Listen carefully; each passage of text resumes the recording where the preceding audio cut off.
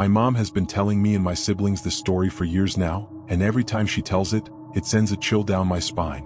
This happened sometime in the 80s when my mom was just a young girl, probably around 7 or 10, though she's not entirely sure of her age at the time. They were living in Harris County, Texas, and my grandpa, a retired Special Forces soldier, was taking care of the family in a quiet neighborhood. My mom and her brother, my uncle, used to play in the front yard. Every day they would see this strange man sitting on his front porch in a rocking chair.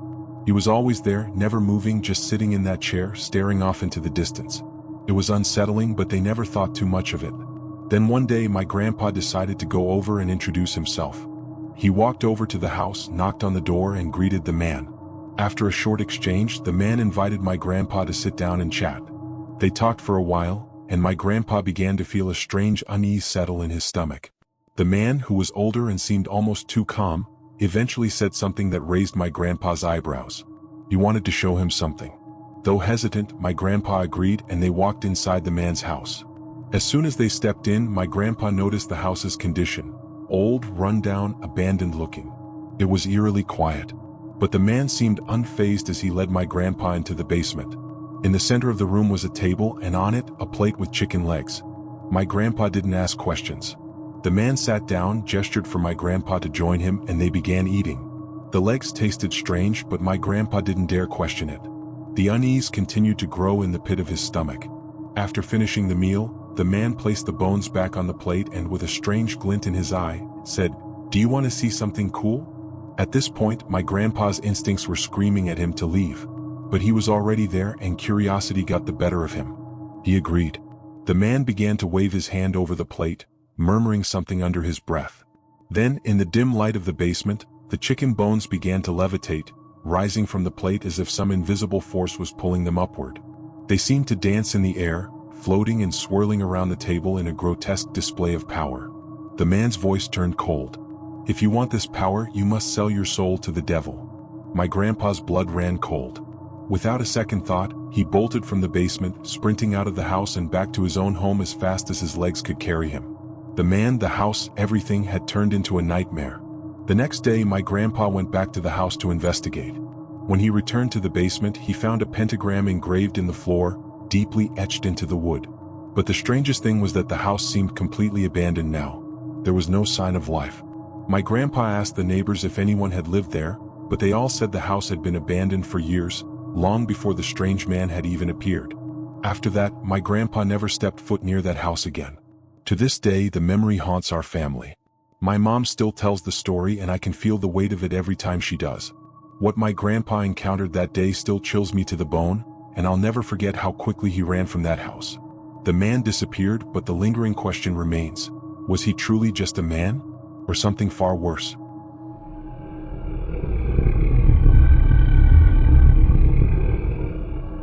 This happened a couple of months ago. My wife and I had been struggling in our marriage for some time, teetering on the edge of divorce. The only thing keeping us together was our 2 babies. We had a disagreement a few days before this incident, one we couldn't seem to find common ground on, and she asked me to leave the house for a few days to give her some personal space. The relationship with my family had soured recently, and I really didn't have anywhere to go. So, I packed up my clothes in those big plastic bins and stuffed them in the back of my truck. I ended up living out of my truck for the time being.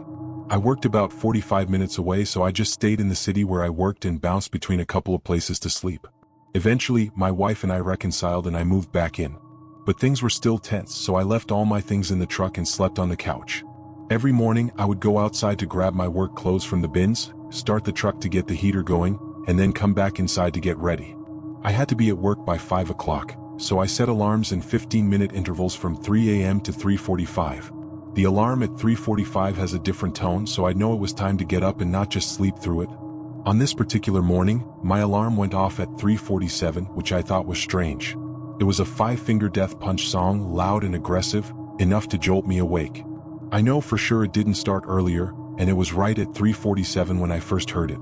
I went outside to start the truck and noticed that my dome and cargo lights were on. The door was slightly ajar, only about a 1/4 inch, but still enough to catch my attention. I didn't think much of it at the time. Maybe I hadn't shut it properly the night before, or my wife had gone out for something during the night. I started the truck, grabbed my things, went back inside to get ready, and left for work like usual. Now, I know it wasn't the smartest move, but my gun holster had broken after years of use. So, I'd been leaving my gun in the glove box to make sure I didn't forget it in the morning. Since I had to drive through some pretty dangerous parts of town during peak crime hours, it was something I always had on me. But I always locked my truck when I got home, and for some reason I skipped that step the night before. On my way to work, I reached for my gun and realized it wasn't where I normally left it. Then it hit me. The cargo and dome lights have a 5 to 10 minute timer before they shut off automatically. My alarm probably went off late because if it had gone off at its normal time, I would have walked outside to find myself face to face with a thief holding a shiny, loaded gun. It doesn't end there. One of my neighbors is almost always outside having a smoke when I leave for work. That morning they happened to wake up late as well.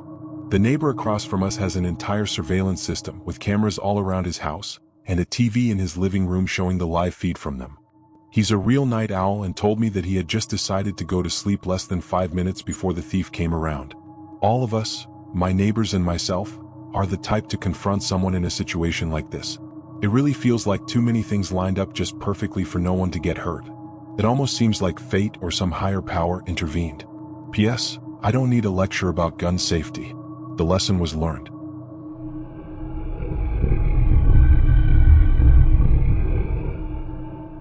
When I was 17, my parents were in the process of building their first greenhouse.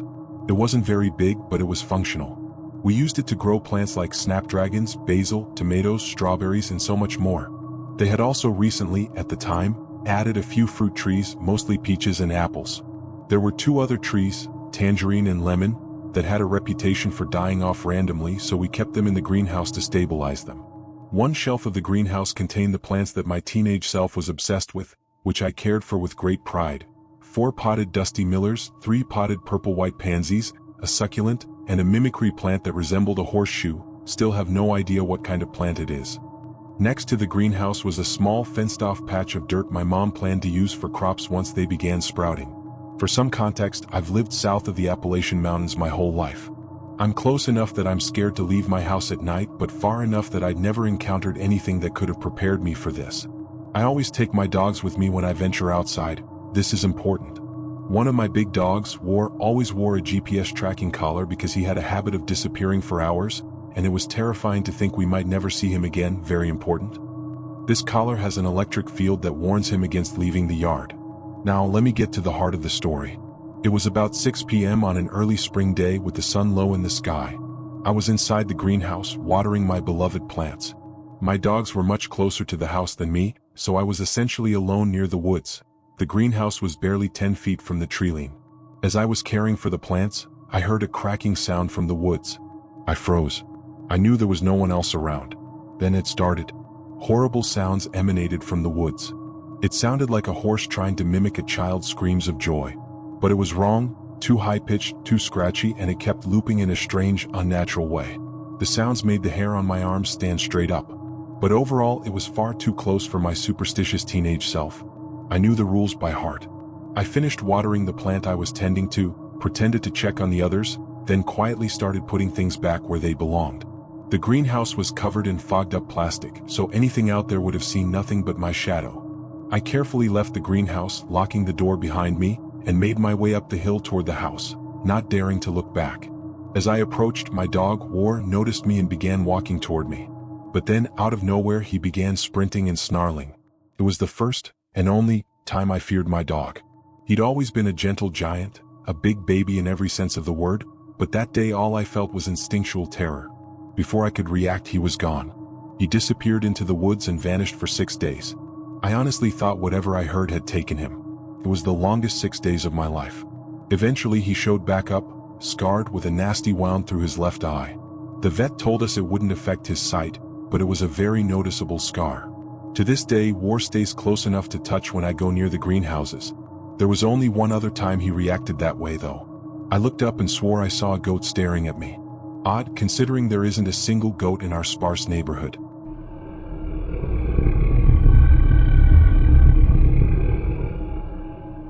Hello, my name is Burke. I'm currently 13. This happened 3 years ago in 2022 when I was 10 and in the 5th grade. I live in an apartment building on the top floor of a 3-story complex. One evening, I was sitting in the living room playing Roblox when my mom walked over to me and said, "Burke, I'm going to the market to buy some vegetables. Do you want me to get you anything? Nah, I'm fine, I told her, my focus still on the screen. She left and I continued playing, completely absorbed in my game. The market wasn't too close, she'd be gone for a little while. But about 10 minutes after she left, I heard it. Burke?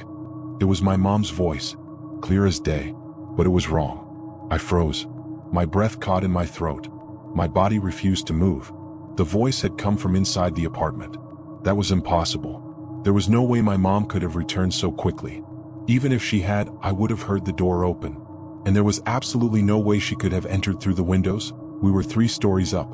The air in the room felt heavy. My mind raced. Every instinct screamed at me that something was terribly, terribly wrong. Finally, I snapped out of my paralysis and bolted to the kitchen. My hands trembled as I grabbed a knife. My heart pounded so hard I thought it would burst through my ribs. Slowly, carefully, I crept through the apartment, checking every room, every corner, every shadow. Nothing. No one. I stood there for what felt like an eternity before finally putting the knife back. I returned to my computer, but I couldn't focus. I just sat there, staring at the screen, unable to shake the feeling that something was watching me. I never told my mom what happened. To this day, she still doesn't know. But I do. Something else was in that apartment with me that day. If these stories send a chill down your spine, make sure to subscribe to the channel for more terrifying tales. You never know when the next horror story might be your own.